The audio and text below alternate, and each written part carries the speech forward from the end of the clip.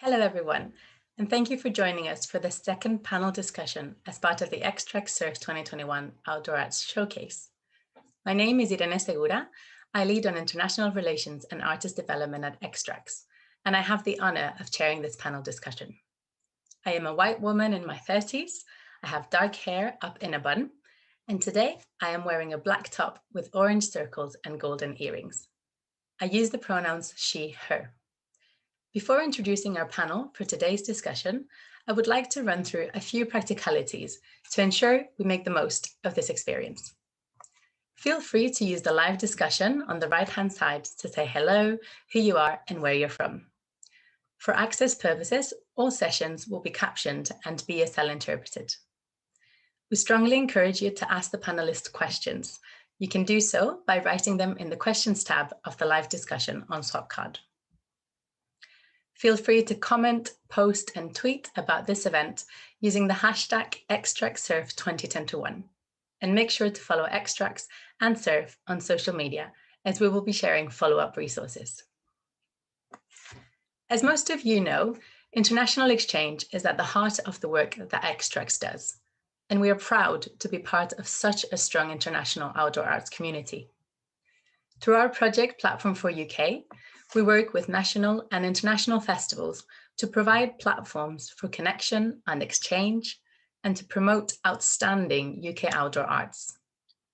This also allows us to bring international artists and professionals to some of the best festivals in our country and to tackle challenging topics that affect international mobility and exchange through delivering trainings and webinars, as well as creating resources available for all. I am also a steering committee member of Circustrata, the European Network for Circus and Street Arts that Xtrax is an active member of. This second panel discussion of the showcase is titled Keeping Our Programs International, Why and How? We will look at the challenges of presenting international programs in the current landscape and reflect on why we should continue to do so, despite the existing difficulties. For this, I am joined by four brilliant speakers. Kate Wood, Executive and Artistic Director at Activate in Dorset, UK. Dom Kippin, Outdoor Arts Producer, also at Activate in Dorset, UK. Marie Foll, Freelance Advisor on International Mobility of Artists, with a focus on the European Union and President of the Board of On the Move, based in France. And Vicky Amidoué, Artistic Director of Upswing, based in London, UK. To kickstart the session, I'd like to ask all the speakers to introduce themselves one by one and for their presentations to emphasize on the elements of their work that are international. Please could I ask all speakers to give a brief visual description of yourselves, give your preferred pronouns, and speak slowly for our BSL and captioners. We will start with Kate Wood and Dom Kippin from Activate and Dorset. If you wouldn't mind turning on your cameras and sharing your screen. Thank you. Thank you. Thank you very much. And good afternoon. My name is Kate Wood, and I'm the director of Activate and producer of Inside Out Dorset. I am a white woman, 49. I have short brown hair, and today I'm wearing a dark blue shirt with blue and orange earrings, and I'm here in my office with a plant behind me, bringing a bit of green inside. And I'll hand over to Dom. Hi, my name's Dom Kippin. I work with Kate at Activate. I am outdoor arts producer and festival producer on Inside Out Dorset. I am a white male, somewhere in my 40s as well, can't quite remember. I'm wearing a black t-shirt with a greying beard, and as usual, I can be found underneath a hat. Thank you. So to tell you a little bit about what we do and in particular international working, we're going to just show you, first of all, a little bit of a trailer for our festival this year. So I will go and share my screen now to do that.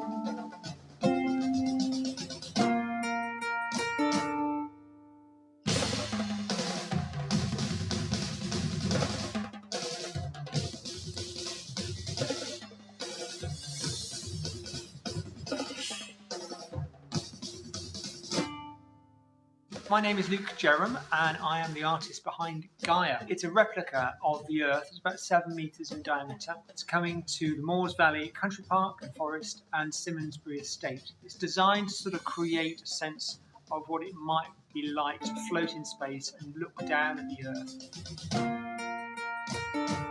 This year, our company, who are associate artists for Inside Out Dorset, are making a new piece of work called Geophonic. It's about the story of rock. We want to think about how rock forms and shapes our lives and the environments that we live in. Making work for the outdoors is much safer than making work from inside at the moment. I am so pleased that the festival is happening this year because it means that audiences can come together safely again. It's just so wonderful, isn't it, after everything we've been through, to be able to have an art project and a nice thing like this that will lift people's spirits again.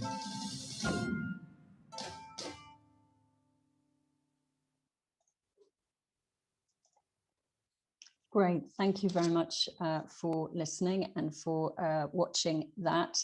I'm now going to just take you through a little bit about who Activate is and how long we've been working with international artists. I have some slides to take us through this. From the start here, hopefully you'll be able to see this. Activate is an organisation that has been operating in Dorset for 30 years.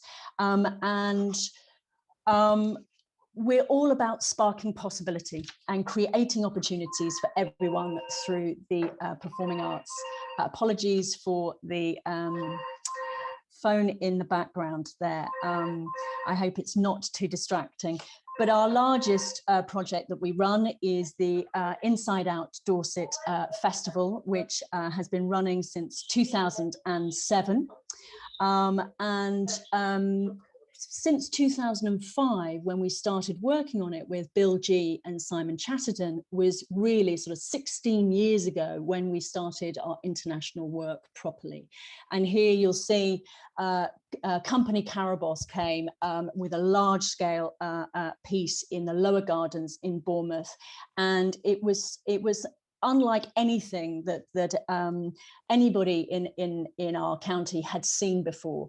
And one of the reasons that Bill and Simon and I worked on this together was really to create extraordinary events in extraordinary places, and the scale, bringing sort of large scale work that wouldn't have been seen by people before. And that French company does exactly that.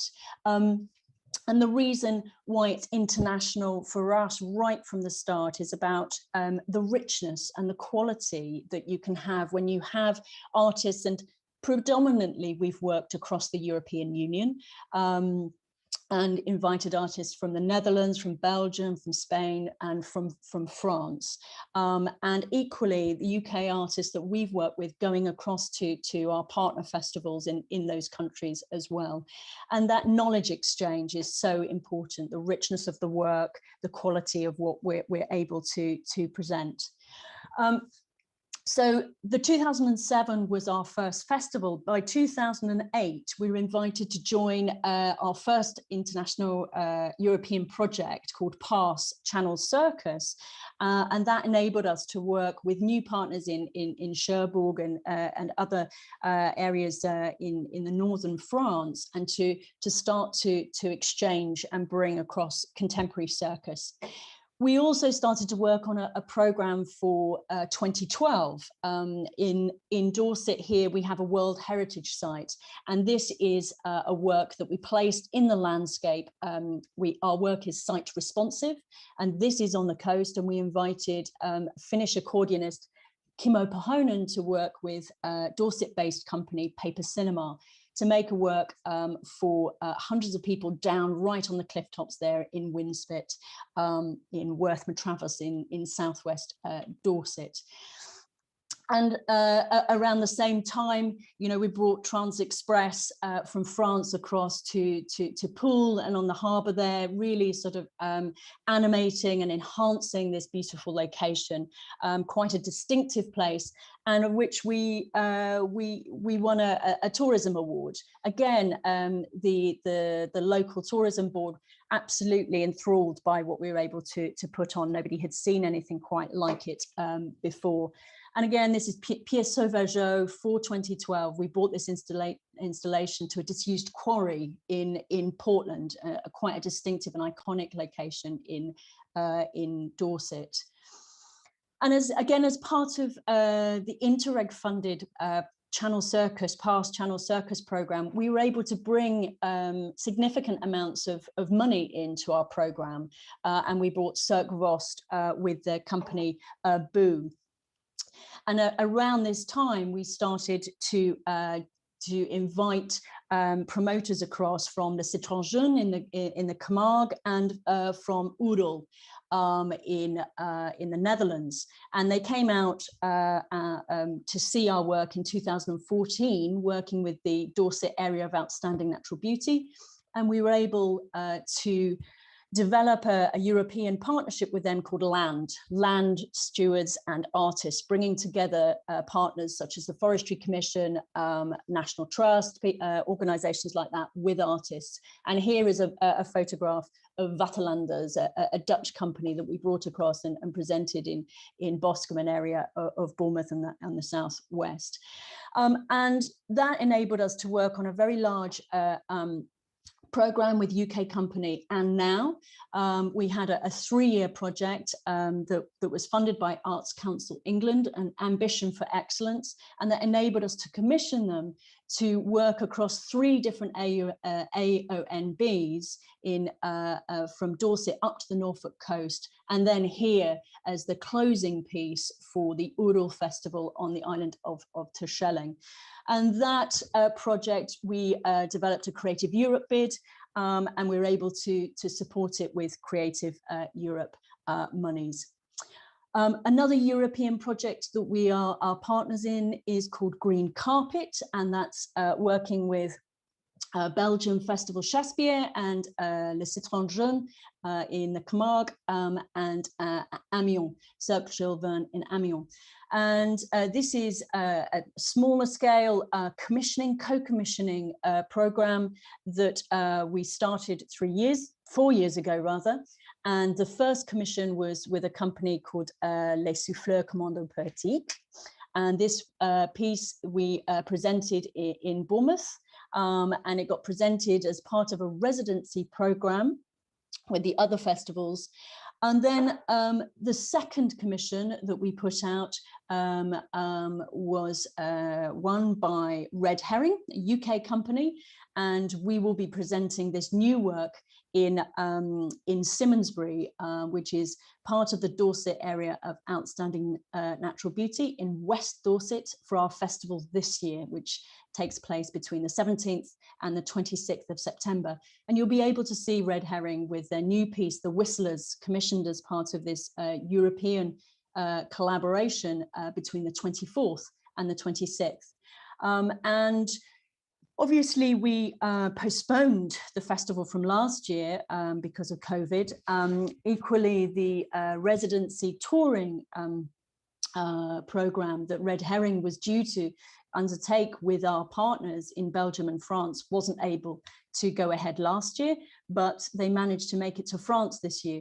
But with significant challenges, both with Brexit and with the quarantine, both of which obviously will be part of what we talk about on the panel today.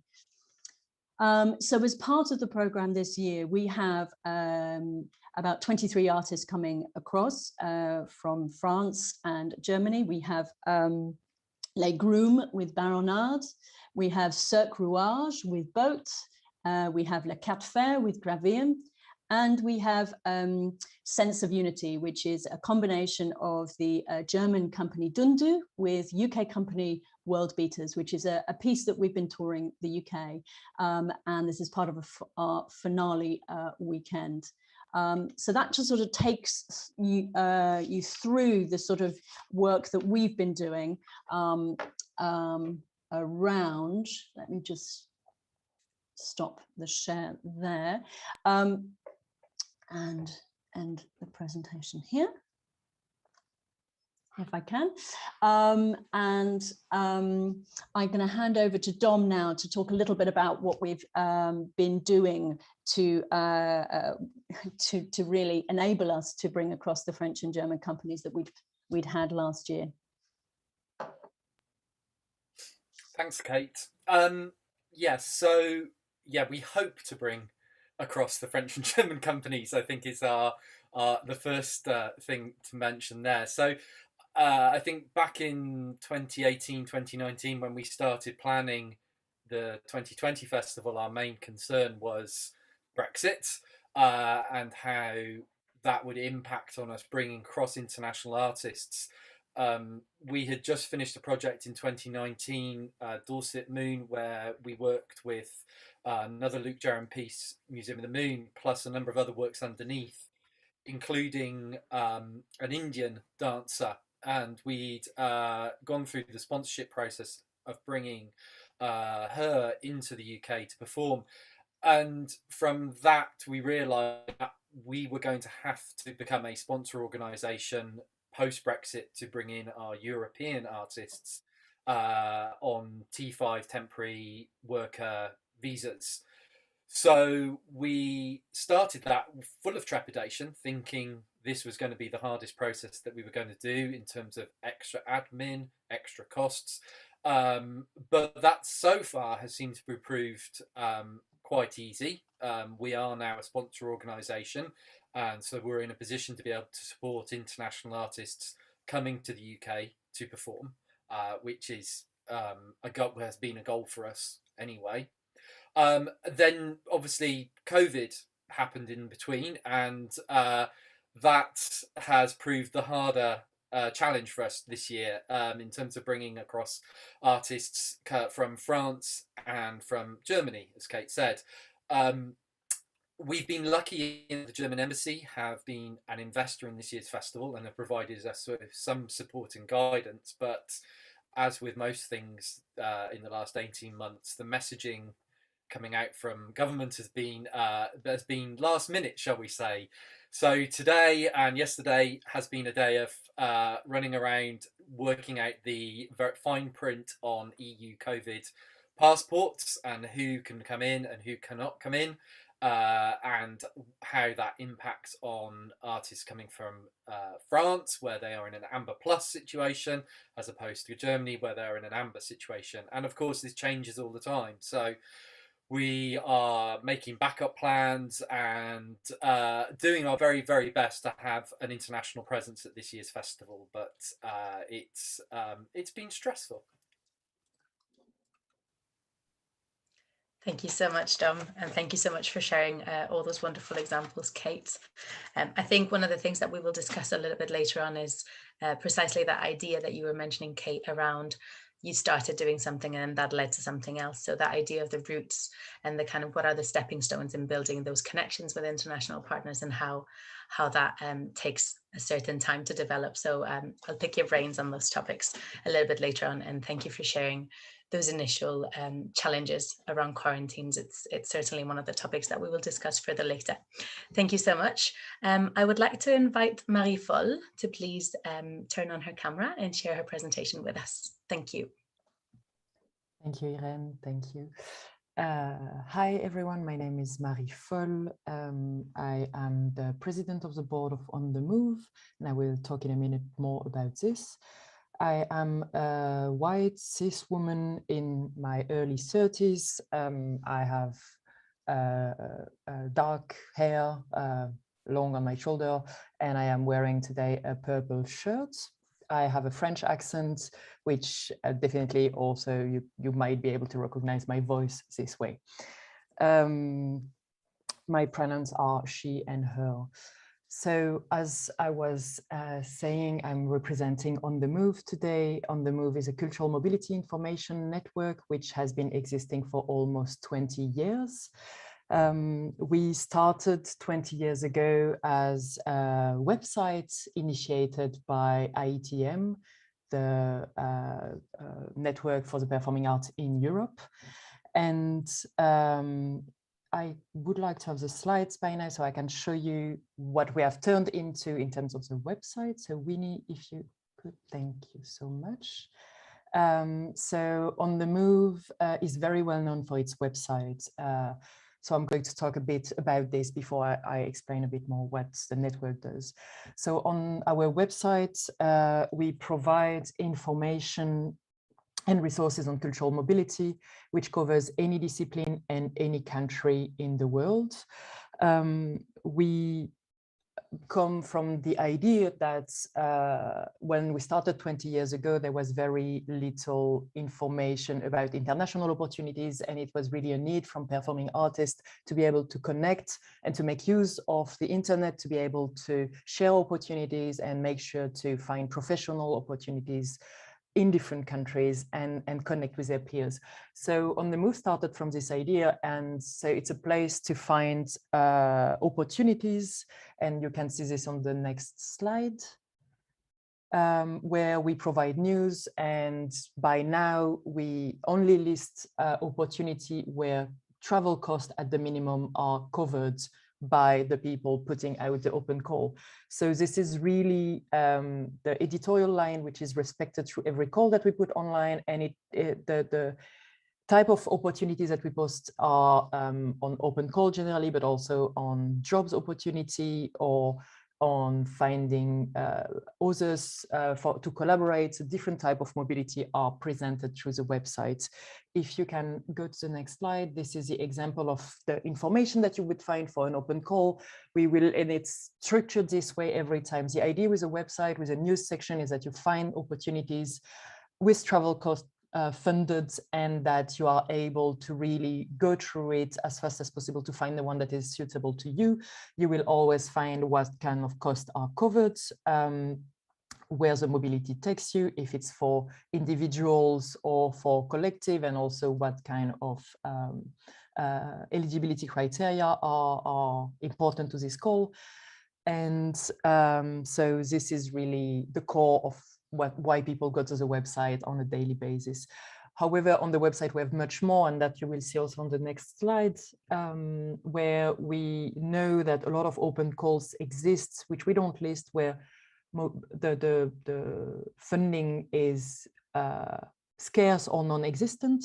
So in order to cover this, because there is really this need when we talk about international opportunities to get the funding together in order to make it work. And earlier, Kate was talking about Creative Europe funding or Interrail, but as individual producers, artists, performers, and so on, it's difficult to have all of this together. So On the Move provides mobility funding guides per country, and by now we cover almost every country in the world or region of the world. And all those guides are available for free online, and you can find either incoming mobility to invite people to your country, or outgoing mobility if you want to go out of your country to another place. Those guides are updated as funding allows us to do. So it's not completely regular, but the UK is covered and some others as well. On the website, you will find much more information, because On the Move believes that mobility is not only about the open calls themselves, and there is a lot of knowledge to be shared and a lot of consideration to have, especially to be conscious of your mobility, conscious of how you proceed, of fair practices, of sustainable practices. So we share a lot of information that is relating to cultural mobility. And as I was saying, so in terms of sustainability, access, and other criteria that make mobility fair for everyone involved. So if you can go to the next slide, what everyone can do is subscribe to our mailing list, which is available in 6 languages, and send out once per month, where we really send out this on a regular basis, so you don't miss any opportunity. We are also on social media, and we continue sharing more calls this way as well. To touch more upon the rest of On the Move, so beyond the website, and if you can go to the next slide, this will explain also a bit of what we do. So on the Move, as I was saying at the beginning, is a network. So we have about 50 members by now, and one that you might all be familiar with is SIRF. And other are also Arts Council England and Wales Arts International, D6 in the UK as well. But we are not only in Europe, we have also members worldwide, and we are expanding more and more in this way. And our members have in common that they support international cultural mobility in different disciplines, and that they adhere to the values of mobility that we put forward in terms of social justice, fairness, and sustainability at a bare minimum.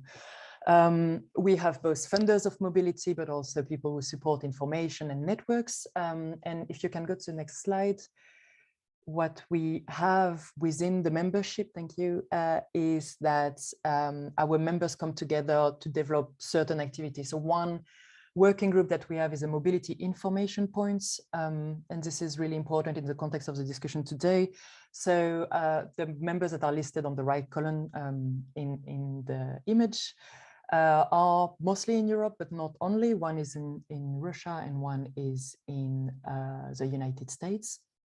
And those members do similar work, meaning that they provide information for free on visa and other administrative processes that are important to take into account when talking about cultural mobility. So those organizations focus in any case on incoming mobility, so to provide information on coming to their countries, but also some like touring artists will provide information not only on coming to Germany, but also going in other countries from Germany to abroad. Those information points provide information on visa and work permits at minimum again, but they also work on the status of the artist, work permits, legislation, and some have also information on copyrights, mobility of goods, and you name it, it's quite broad. There is one being developed in the UK at the moment and implemented further, which is Arts Info Point UK. It is a collaboration of the 4 Arts Council, and so namely Wales Arts International, which is a branch of the Arts Council of Wales, Arts Council England, Creative Scotland, and the Arts Council of Northern Ireland. And through the Arts Info Point UK initiative, so for now, it's a very simple website which they are developing into something bigger. And if you show the last slide of my presentation, it shows a bit more what Arts Info Point UK is working on at the moment. Their focus is on incoming mobility to help further beyond the sponsoring, but also any international artists that you would like to invite to the UK. So we are preparing a visa, and I say we because I'm also working with them parallel to my work with On the Move. So there is a visa guide to the UK in preparation. In the autumn, there will be 2 webinars, one on the mobility of people to the UK and one on the mobility of goods. And we did already a series of outbound mobility webinar, which are available on their websites. There will be more drop-in sessions to be able to exchange information and make sure that people who want to continue working internationally from the UK are able to do this and are supported. So those are basically, in a nutshell, what On the Move and its members are doing when it comes to cultural mobility. And we're really glad to talk further about it during the panel discussion. Thank you. Thank you so much, Marie. There's so much in there already. And I really like this notion of how the word kind of mobility is shifted in these past 15 months and how we consider that to be a much broader term now than just the physical mobility of artists. I think that's a really interesting point to consider. And loads of resources there that my colleagues will be sharing on the chat on Swapcard. So thank you so much for sharing those. Could I please ask now Vicky Emedime from Upswing to share her initial presentation? Thank you so much. Thank you. Thanks for having me here today. My name is Vicky Emedime and my pronouns are she, her. I'm a Black African woman. I am wearing a zebra print top. I have pink hair and I'm sitting on a green sofa. So Winnie, would you be able to share my slides, please? Thank you. So Upswing is a contemporary circus company that tells new stories in extraordinary ways. And we amplify and celebrate the skills, the creative talents, and the stories of diverse artists and communities. Now, circus is often a wordless practice, and it has the ability to be read across different languages and cultures. So by its very nature, it is a mobile and nomadic art form. And freedom of movement in the UK has enabled significant international exchange. And it really has been the lifeblood of circus in the UK.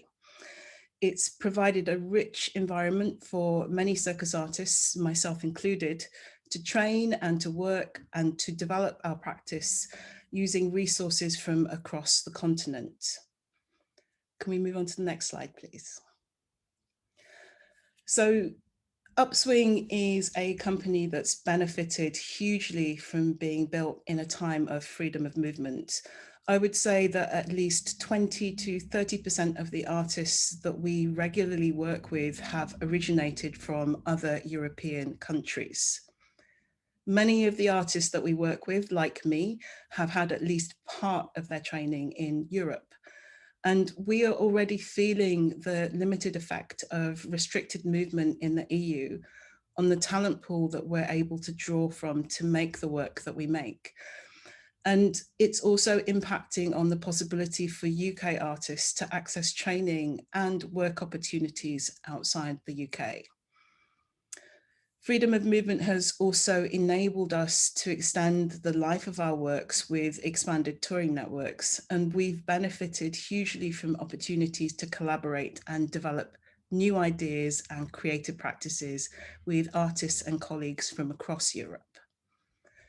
Can I move on to the next slide? So one example is in 2019, we were part of Roundabout Europe. Roundabout Europe was a project to build a circuit of residencies and festivals for outdoor arts in Europe. We were part of a cohort of artists who were supported to develop new touring work. We took Catch Me, the piece pictured here, and we worked with two festivals, Imaginarius in Portugal and Correspondance in the Czech Republic, alongside a cohort of other European artists and companies as critical friends, to really have an opportunity to take time to interrogate the work that we were making and test our ideas against promoters and other artistic practitioners. So even after the Brexit vote, our European partners were still keen to work with UK companies. However, the combined impact of Brexit and COVID have put in place barriers that have prevented us moving forwards to create and present new work with these partners. So as a company whose core practice is physical, we've always felt the need to be physically present in the spaces that we work. However, the last 2 years have forced us to consider how we can survive reduced international mobility, initially in the face of Brexit and then in the face of COVID, but ultimately considering how we can function in an escalating climate emergency. How can we still work with the best international talent? How can we still reach international audiences? And how can we still find the inspiration, the critical and creative support that our international partners can provide us? So we are very, very lucky this year to be launching a project in the autumn that's supported by the British Council and the Australia Council as part of their season, their Australia season. The project is called Big Village Digital, and it attempts to address some of the challenges that I've outlined. We're working in partnership with Casus, a contemporary circus company based in Australia. And we will be piloting an exchange with 6 circus companies led by global majority artists. We'll be taking time to explore how we create, and we'll be taking time to exchange learning about each of our practices between the 6 companies, all working at a distance, all working online. We're exploring how we can develop new artistic ideas and also how we can build new future touring models. We're testing ideas around exploring frameworks where work can be created in one location that can be recreated working with local artists in other areas, significantly reducing the need to move people and sets across international borders. It's a pilot scheme and we're really, really excited about it. We are not sure where it's going, but it feels like there'll be a huge amount of learning that we'll gather through the process, and working with 6 other companies alongside us, it's going to be really, really rich. However, it doesn't alleviate from the frustration of Brexit and the new challenges with working with our nearest neighbours, our artistic colleagues and our friends.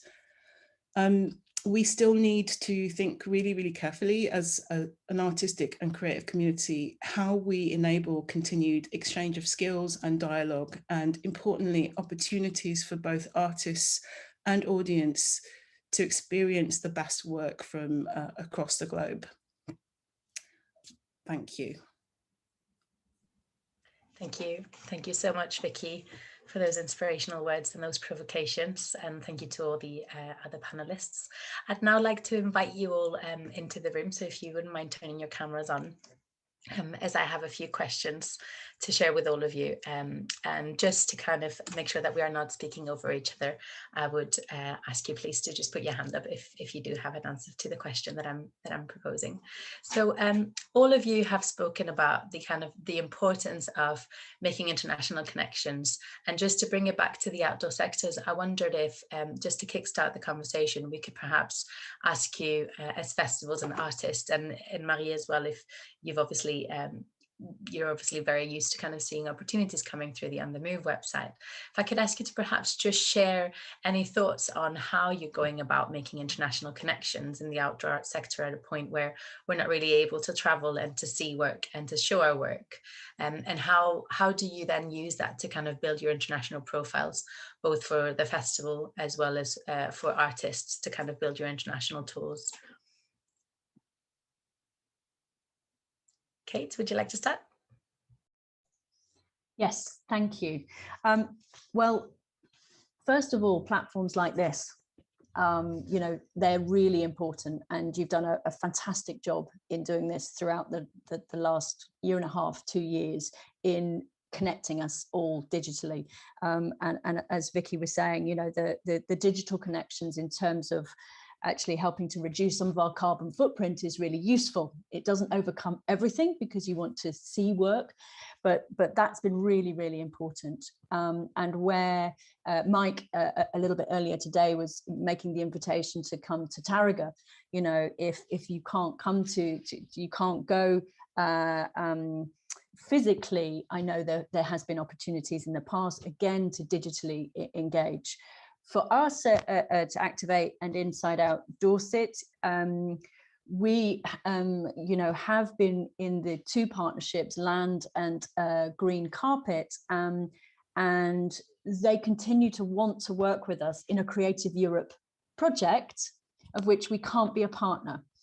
And so we're going to find a way, we hope, to continue that relationship. We are in an Erasmus Plus funded program with them, with countries, you know, Norway and Slovakia and the Netherlands. So by retaining those relationships that we had before Brexit, which is really important, that's how we're going to continue. And as soon as we can safely travel to our colleagues' festivals that have the showcases, which are so important, we will continue, we will do that, as long as, again, it's safe for us to do that. But the invitation is there, the invitation from our European colleagues, and as I say, you know, we've focused mainly on working across Europe.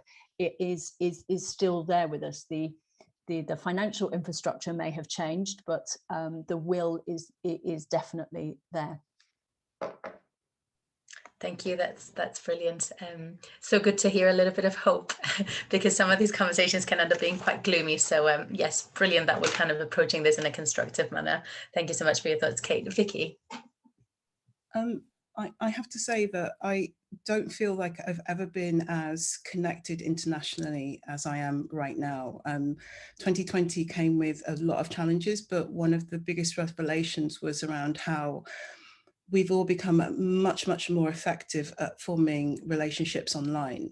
So historically, you know, those kind of networking opportunities were only available to you if you could travel to the festival or the place. And I think that's a massive barrier for a lot of people, particularly artists starting out.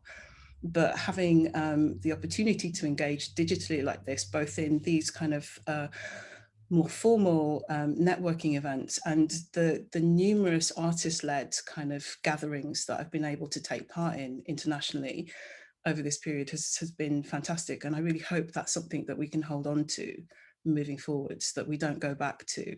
It can only happen if you're in the room. Thank you so much for that.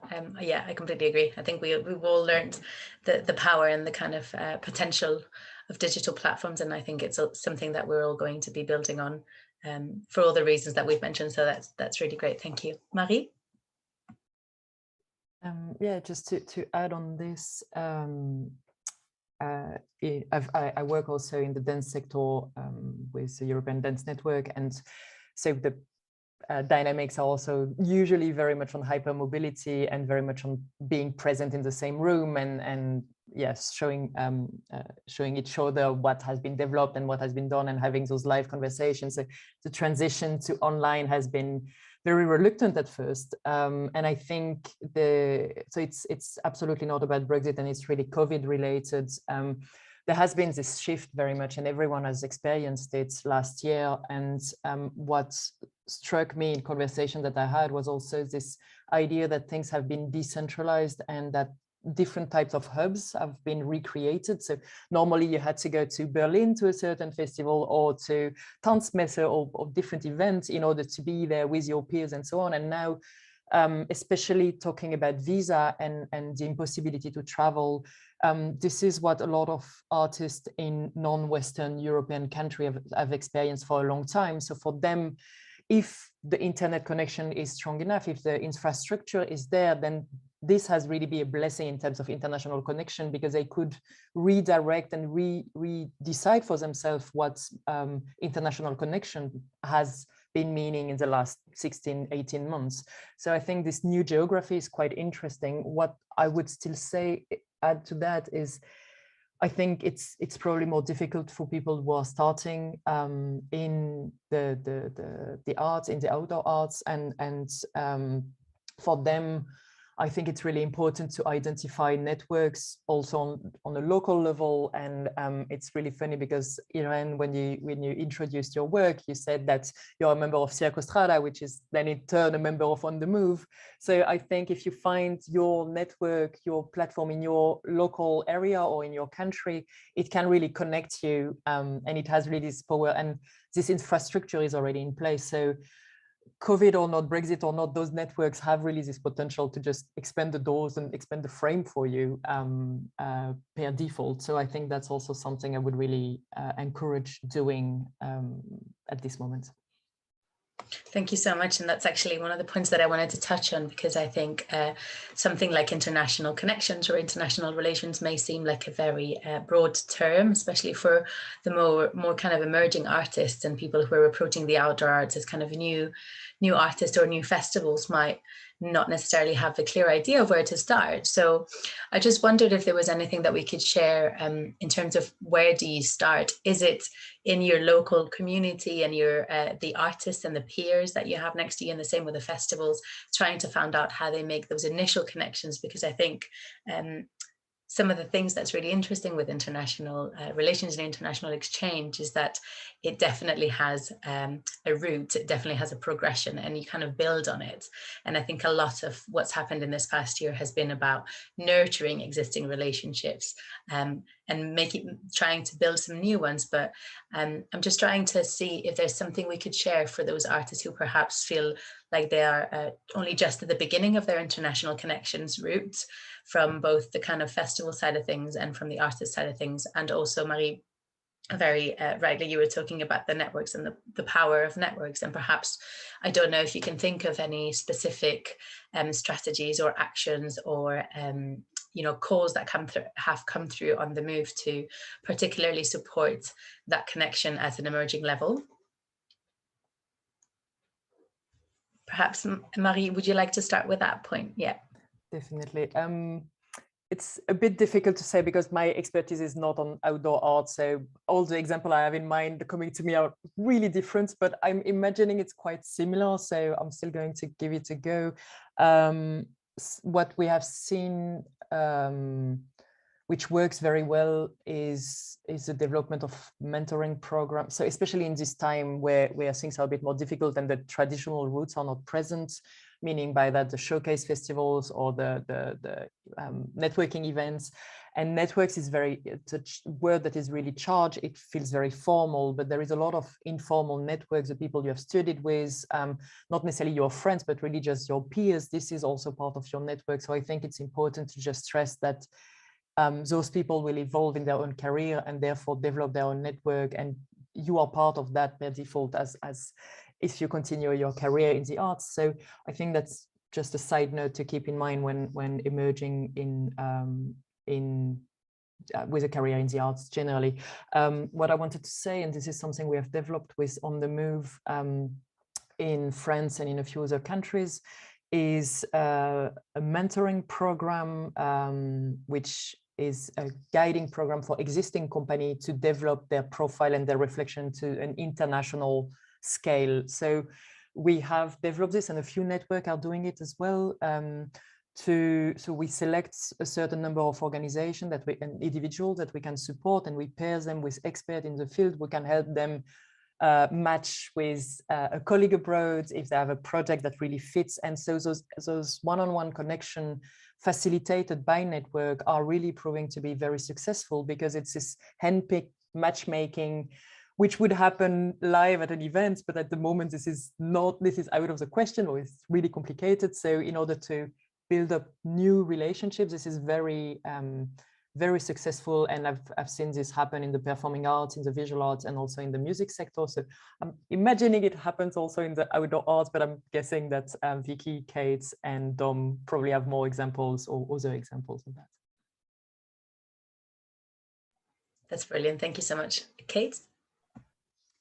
Yes, I even though I remain determined. You described it as positive. There's a determination there, but I can't help but also say we are going through very, very challenging, times in terms of mobility for artists coming from the European Union and going and from the UK. So we are navigating this together. So as an emerging artist coming into it, I would definitely I would definitely draw on the expertise and opportunities that may be available through Xtrax, also through Outdoor Arts UK.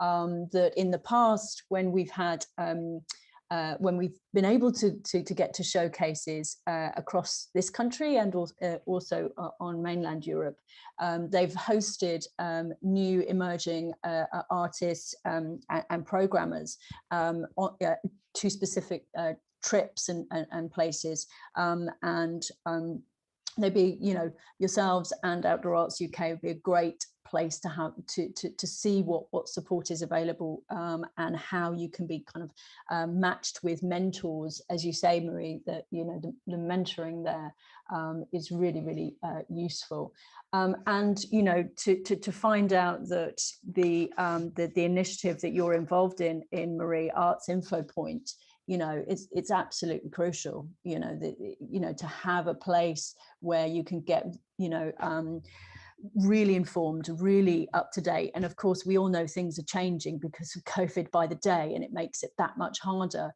But if we can share as much information as we can, so that not every single artist or company or programmer has to go through the same amount of paperwork and websites, etc. It's really, really difficult. And there has been some Sarah, I mean, I can see Dom nodding there, you know, we have, you know, through this year been calling up colleagues saying, you know, are you in this situation? It's so important for us to, well, you know, I say from our part, you know, a generosity to say, you know, this is what we've done, you know, let's make sure you don't have the days of work and shortcut to the right information. Vicky, thank you, Kate. Hi, I think, you know, everybody's highlighted the really important work that the sector support organisations like Outdoor Arts UK and Xtrax are doing in kind of keeping those networks and pathways open. I'd also kind of like to highlight NASA as well, National Association of Street Arts, which is an artist-led initiative, and also like the incredible resource that particularly for an emerging artist, it might feel a little bit more challenging. And I know that a lot of people are bolder than I am, but I remember in the early days it might feel a little bit of challenging to go to those networks.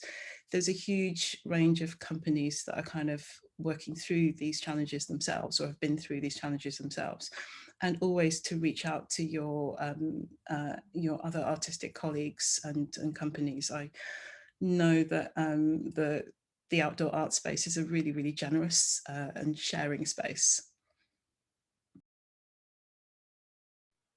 Yes, absolutely agreed. Thank you. Dom, was that you for your hand up? Yeah. Yeah, I was just going to echo what everyone else said.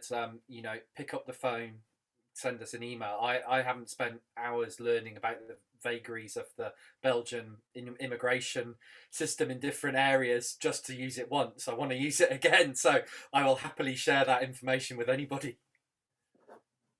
Great, thank you so much. And I think that is a great segue into just sharing some of the resources that you have found to be helpful in terms of supporting us through Brexit, which is just the inevitable word, isn't it? So I just wanted to share the work that Xtrax has been doing around Brexit. So we've been keeping a careful eye on the development of the relationships between the UK and Europe. And as part of that, we've gathered quite a lot of resources on our website. So we're keeping all those resources really updated with all the latest information that's coming in.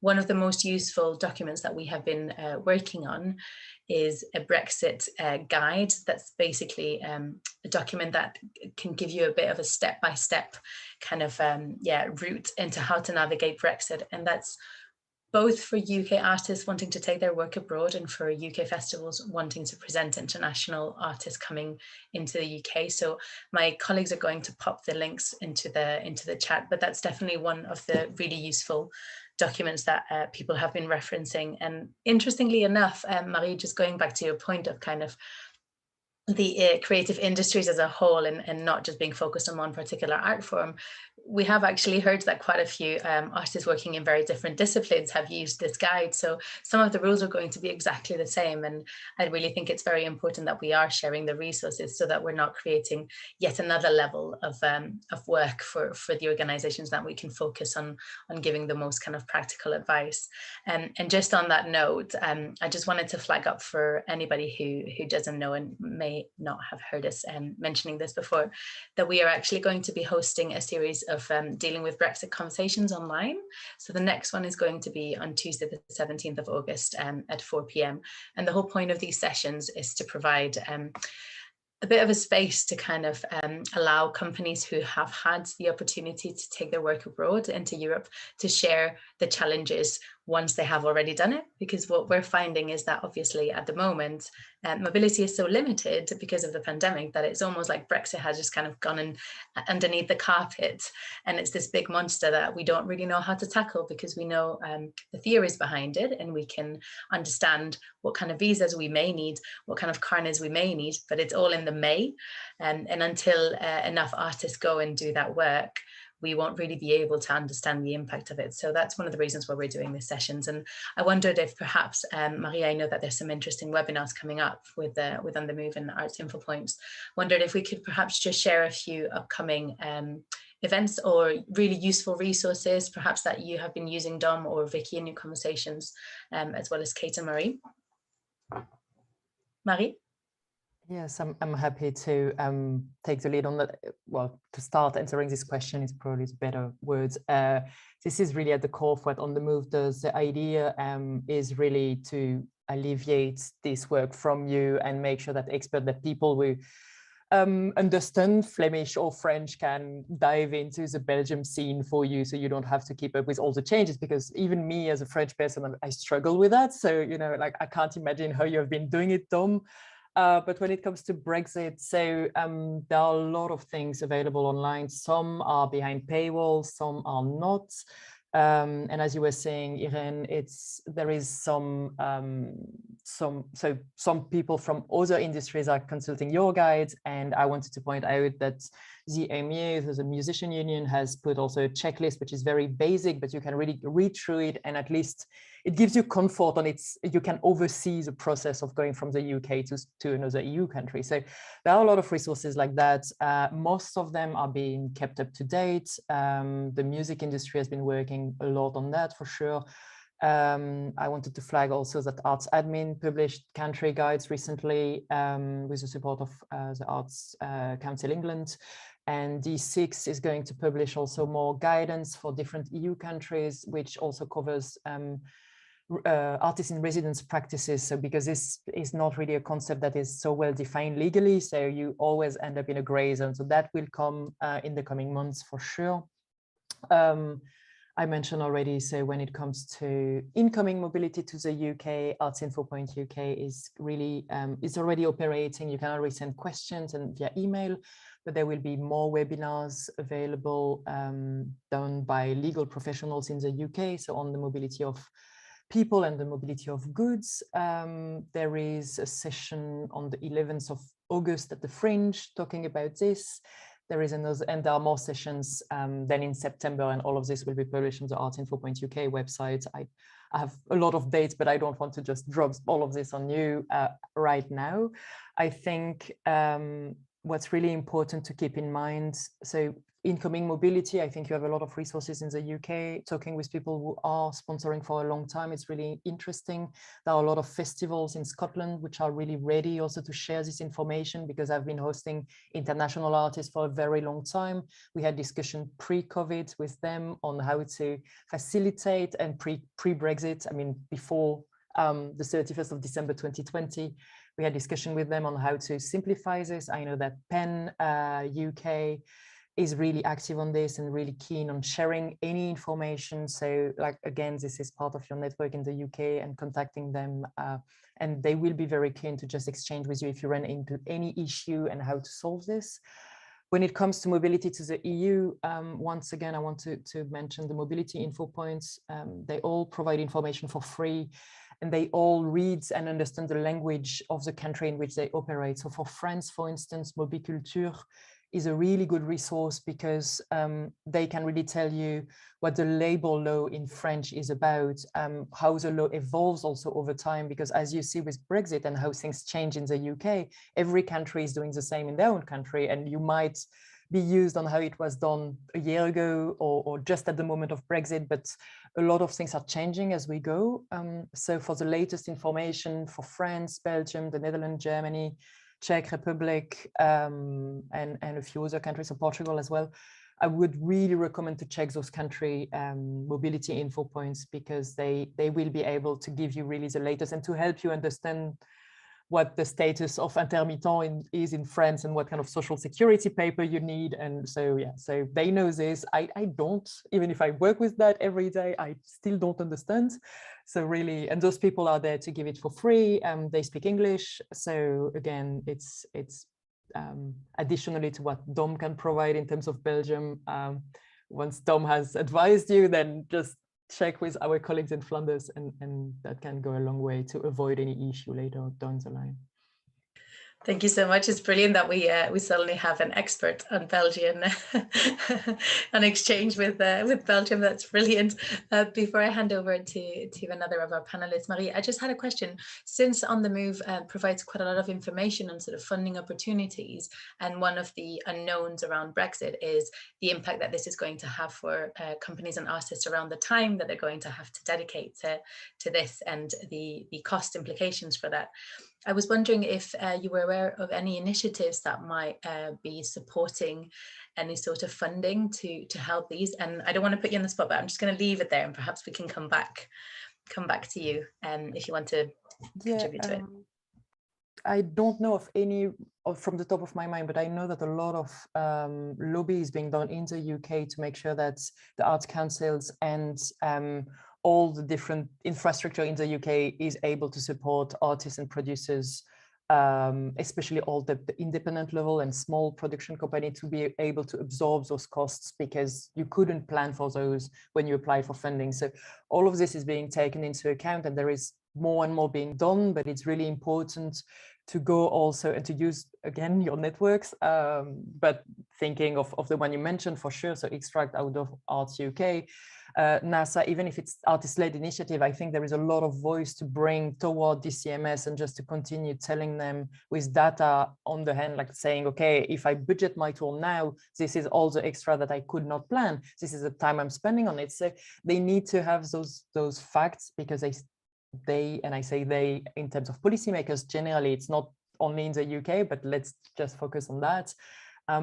They cannot factor in those things. It's not their expertise. And if you have a budget where you can show that those things couldn't be planned before and it happened now, this will go a long way for future funding lines to include this and to be flexible toward that. And of course, if there are more funding opportunities that appear, that we see emerging, we will make sure to signpost them on the move. But at the moment, I'm not sure that we have any specifically. Thank you. That was a bit of a trick question, but you never know. Suddenly you might say, oh, France has decided that, you know, they're going to help all of our friends in the UK. No, but one thing I did want to mention before I forget, and Kate, that might be good news for you. So within there is a new program with Creative Europe, and indeed the UK is not part of Creative Europe anymore. So you cannot be a partner per se, but there used to be a cap of how much money you could spend on third country, which is now where the UK is. And this cap is void, it doesn't exist anymore.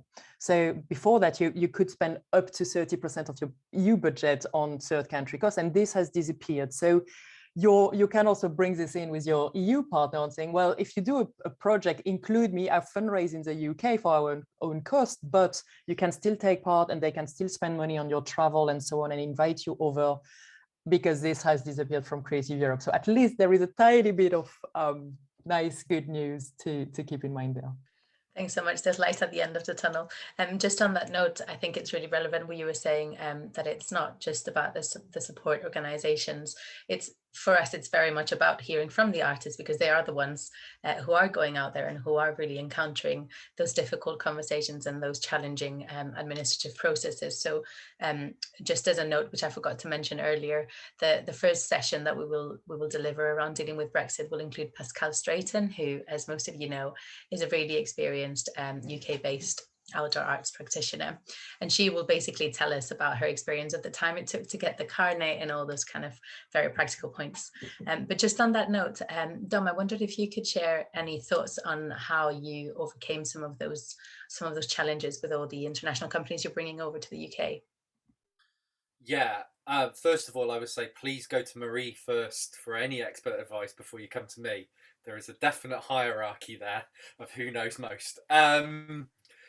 Yeah, I think you were right to say about the artists being, involving and being important, and I think that's one of the things that is being best for us is that, well, we've had this time, we've had a little bit longer, I think, to think about things due to people not being able to travel, and I think that has taken out the sting of Brexit's admin slightly. In that people haven't been able to travel and we've been able to work this out. So we've had these conversations with our artists from the beginning about what we understood was needed, from them in terms of coming over and what information we needed. So it wasn't sprung upon them at the last minute, where we thought there would be extra costs in terms, as you say, of like transportation of goods and carnets, where that could be avoided. For example, if you're traveling by train, you can bring things on by hand luggage and get around it that way. So if you're not bringing a huge set. So we've been having these conversations ongoing, and it's actually got a little bit easier for us that what we thought was sort of an A4 page of things that we needed from artists in terms of, you know, their bank statements and their insurance numbers and their place of residence and where they were going to go next, has reduced down to quite a simple amount of data that we need for them to get into the country. So that, yeah, and that's through the sponsorship process of becoming a T5 sponsor and bring him in that way. So yeah, it's those ongoing conversations, I think, that's been best, and understanding very early on what the artists require, what they're bringing over, what we can do to help them, and just to keep them on board. Thank you. That's really helpful, and I guess that also makes me think about who is responsible for which costs. That's always one of the questions that is in the kind of forefront of our minds, is where does that financial responsibility lie? And I guess, I was going to say on that we took the decision quite early on, I think, as a festival within a Brexit voting country, that we wanted to make sure that welcome was maintained, and so we took on the responsibility to fundraise and cover what those costs would be, because we wanted to continue to welcome our European artists over. So I would hope that would be reflected across everybody, really. I think it's really important that that's not put onto the artists to cover. Thank you for that reflection. I think it's fair. It feels fair, doesn't it, to do it like that, when you go back to what we were discussing at the beginning about the value of having international programs, what that does to our local communities, to our local artists, in terms of providing different aesthetics, different dramaturgical approaches, allowing artists to be inspired by works that they wouldn't be able to see in a different context. And if the price to pay is that one, then it does feel like it's quite fair, doesn't it?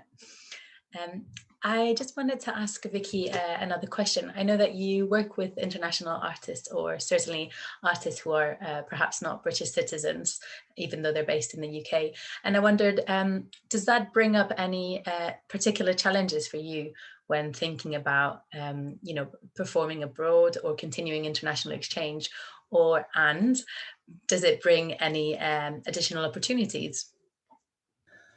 I mean, it's going to be a complicated landscape going forwards. We had this discussion about one work that we're making for next year, which we're hoping will tour outside the UK quite extensively in Europe. And the question for us as a company is, do we prioritise employing people who have EU passports, because that will make it easier for us as a company to ensure that we're able to do this work. And it's an ongoing discussion. It feels hugely unfair because it's not a consideration that we've had to make before, and there are so many obstacles to employment. Or we've had a year where there have been huge obstacles to employment. So to suddenly have to think about these other blocks, it feels really difficult as as an artistic director of an organisation. And I have to say, I'm quite frustrated that we're having to consider that. We haven't even talked about vaccinations and all of those additional complications. I think that the whole situation has really changed our relationship with the artists that we work with, because it's become clear that we are so dependent on each other, and decisions can't be made in isolation, that it's meaning that we're having a much, much, much closer dialogue with the people that we work with on a regular basis. And that's, I think, the only way that we're going to find equitable solutions going forwards. But unfortunately, I don't have an answer for those challenges yet. I think also because the situation is changing, on a month-by-month basis. So planning a year and a half in advance is challenging when the situation is constantly evolving. Sorry about that. No, absolutely. I think that reflects the situation we're in, and there's no denying that, you know, as much as we want to build and construct and find ways forward, we are in a very challenging situation, and the current landscape in the arts is a really difficult one. We mustn't forget that it's one of the industries that's been hit the most through these past 15 months. So certainly we mustn't forget that. Thank you for your reflections. And on that note, I just wondered if we could perhaps take a moment to think about how we could, as a sector, ensure we're seen as an inclusive, welcoming country for international outdoor arts when the perception might be slightly different as a result of Brexit.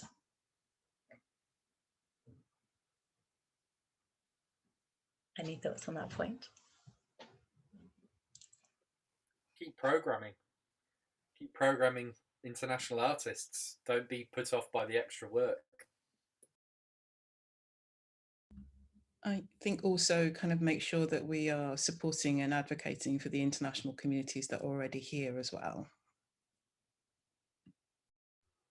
Yeah, great points. Any other thoughts, Marie? Okay, it's maybe go first. I'm still trying to formulate it in my head. Well, thank you. I was just going to say, you know, this is also as a national portfolio organisation of Arts Council England, you know, that conversation with our primary funder around internationalism and how we can continue this, you know, with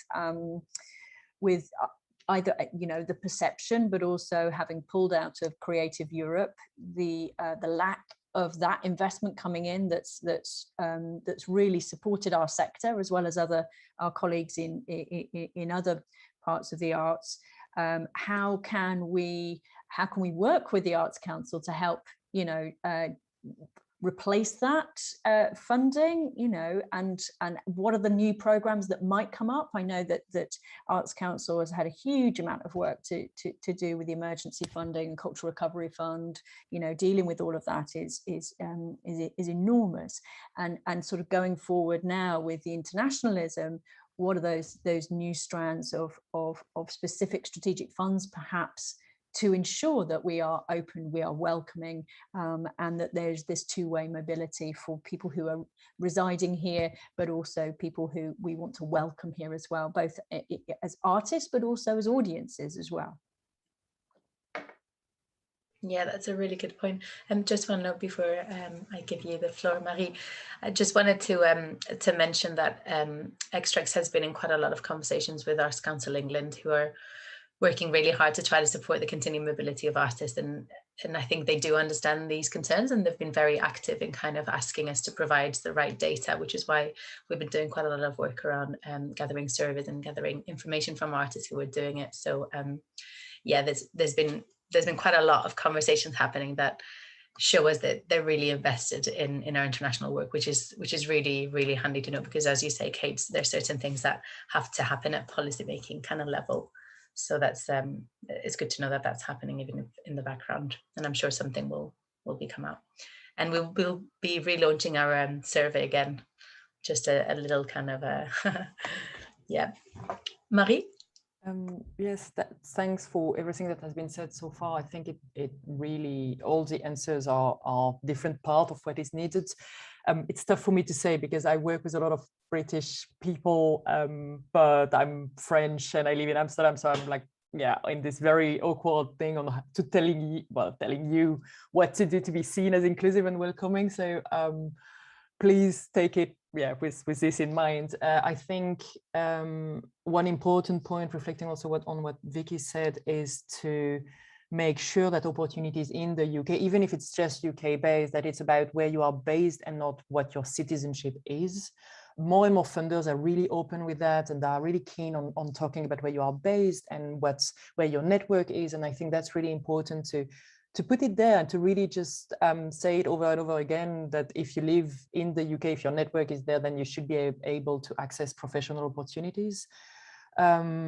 One point that I want to mention also when it comes to funders is to be aware, and I used to work with an organization that was funded by the Ministry of Foreign Affairs and the Ministry of Culture in the Netherlands, so I'm quite aware on how that works on, especially with those two ministries, and this will become more and more the case also for the UK going forward, that you have to deal with this foreign affair perspective when it comes to culture. And what I want to just put out there is that culture is being seen as a vehicle for politics, for diplomacy, and it can be very positive, but it's also certain choice, certain priority country will be chosen. I think if you want to remain being seen as inclusive and welcoming, it's important to make use of this when it suits you, but also make sure to continue inviting people who are not on the hot list of countries to work with, and really the one that the government has deemed really important.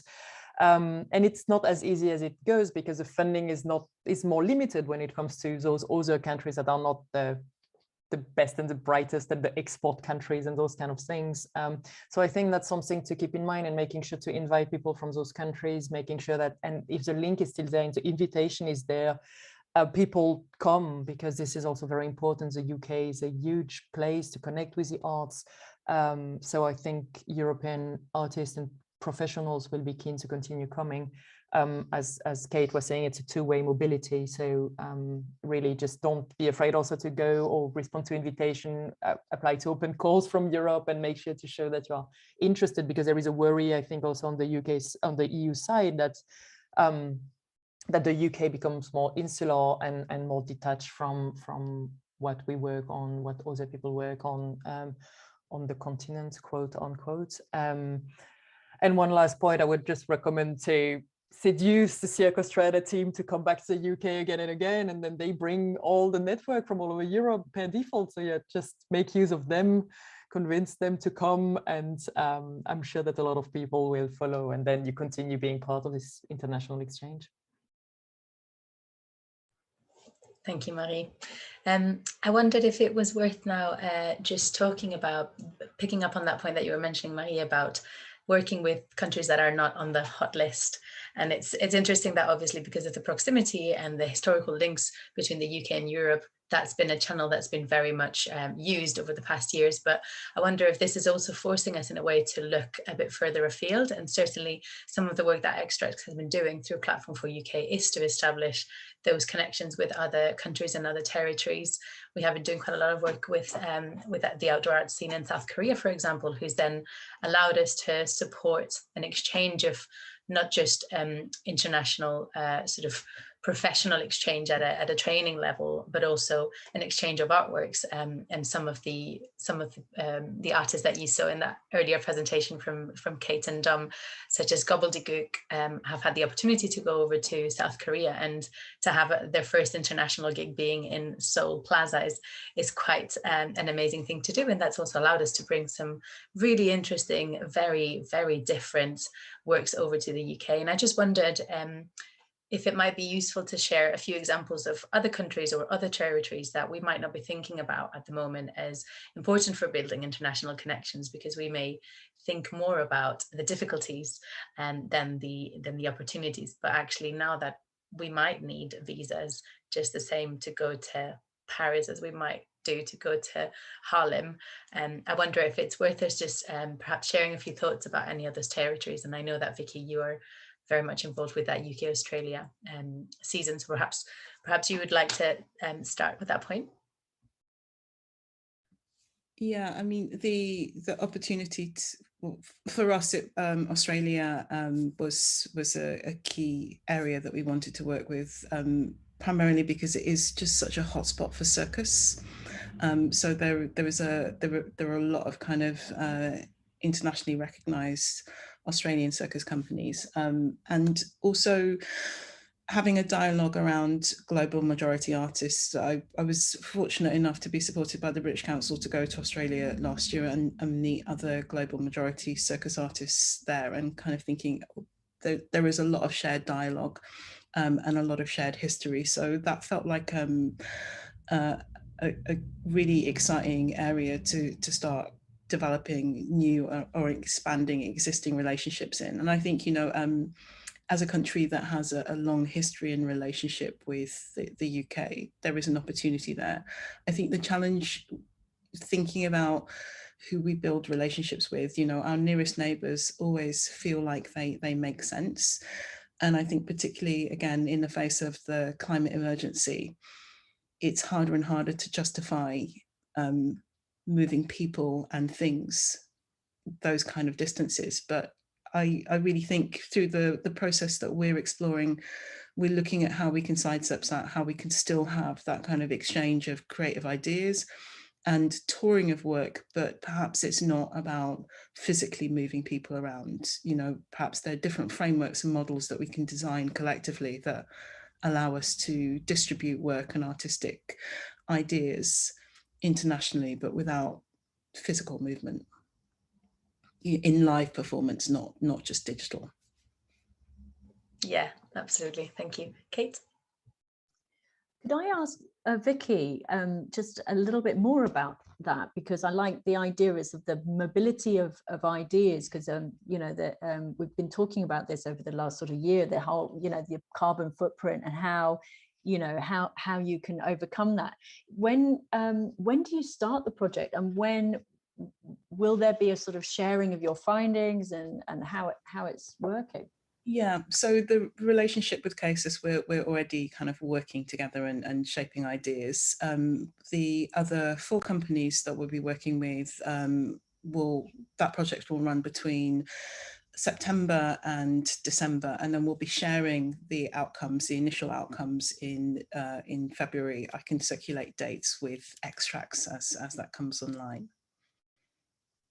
Thank you so much. That's really interesting. And I guess I just wanted to also share, for those of you who are not familiar with it, there is a new sort of, I guess it's an explorative sort of project called Perform Europe, which is particularly looking at that different touring models and how can we explore those ideas of where the kind of creative ownership lands, and how you can work with people across different countries and across different borders in a slightly different, more sustainable, more fairer, more inclusive and representative way. So I believe that they've done a first call out, and then they'll be announcing who's kind of part of this next the next exploration. But it's very much about sharing the learning of those conversations around alternative touring models and alternative ways of mobility.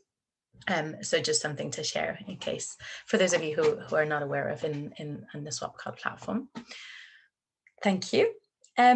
Just to kind of bring it back to some of the initial thoughts, this session started based on the premise that we do need to be continuing to be international and to present international programs. And I just wanted to bring it back to that initial point and ask you all to just give 3 reasons why we need to continue doing that despite all the challenges. If you could just really briefly kind of say, what do you think are the 3 main reasons we need to continue doing that? Would anyone like to start? Yeah, Marie?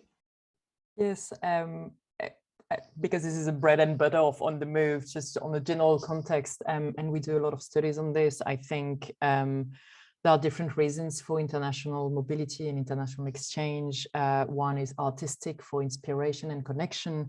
Another one is on capacity building and learning, really just learning from others, learning new practices, just encountering different models and learning from those other artists.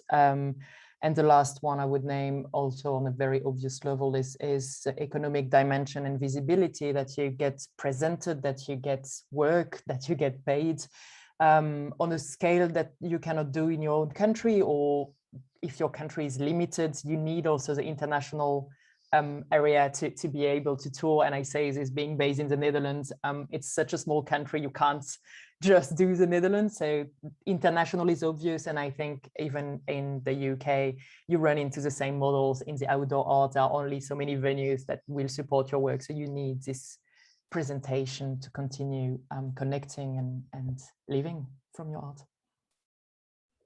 Thank you so much, Marie. Vicky? I would echo everything that Marie has said. I mean, I wouldn't be doing what I'm doing now if I hadn't had the ability to leave the UK and train outside the UK to gain the skills and the capacity I needed to kind of come back and build build upswing. So I think, you know, it's fundamental. I think we also sometimes forget that we have always lived in international communities. You know, mobility is a fundamental part of human nature, and it has always existed. So to think that we can function without it is, you know, it's philosophically, it's fundamentally wrong. Absolutely echo that as a Catalan, Spanish, European woman living in the UK. Thank you for that thought. Kate? Yes, I think Marie and Vicky have just summed it up. You know, it is enriching. It is something that we don't want to suddenly be inward looking. So, you know, we are broader. We understand more. It's culturally enriching. We'll have more empathy. The more that we broaden our minds, the more that we welcome people in, the more that we go to places. It's about ensuring that artists can, you know, earn a living when they're touring, you know, all of these. I mean, you've said it so much more eloquently, Vicky and Marie. It is incredibly important. I've been very lucky from being university, being on an Erasmus cultural exchange from then, you know, and from the age of 18, being able to travel. So I think it's so important for everybody, audiences, artists, us as professionals. You know, it enriches our lives. Thank you so much, Kate, for those thoughts. I think we will wrap up the session here. And I just wanted to end up by thanking so much these wonderful panelists. Thank you so much for your super valuable contributions.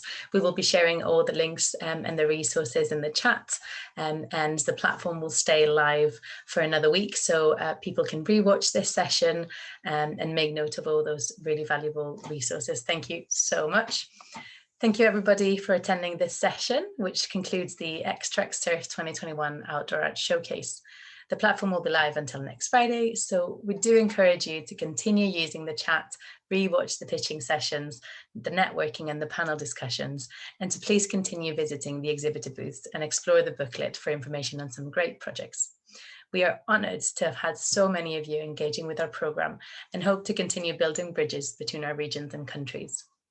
I would like to thank Arts Council of England for supporting us in keeping the UK outdoor arts connected internationally through our Platform for UK project. Thank you to Involve for the BSL and one-to-one captions for capturing our words in writing, even when perhaps we spoke a bit faster than we should have. Thank you to Nomad IT for supporting us on our digital platforms throughout the event. And finally, I would like to take this opportunity to thank my amazing colleagues at Xtrax for their brilliant work, particularly Katrina Houghton, Natalie Beach, Rebecca McGreevy, Hannah Hartley, Letitia Borto, Matt Belfield, Anaïs Bio, and Maggie Clark. Thank you all for watching, and I hope to see you very soon.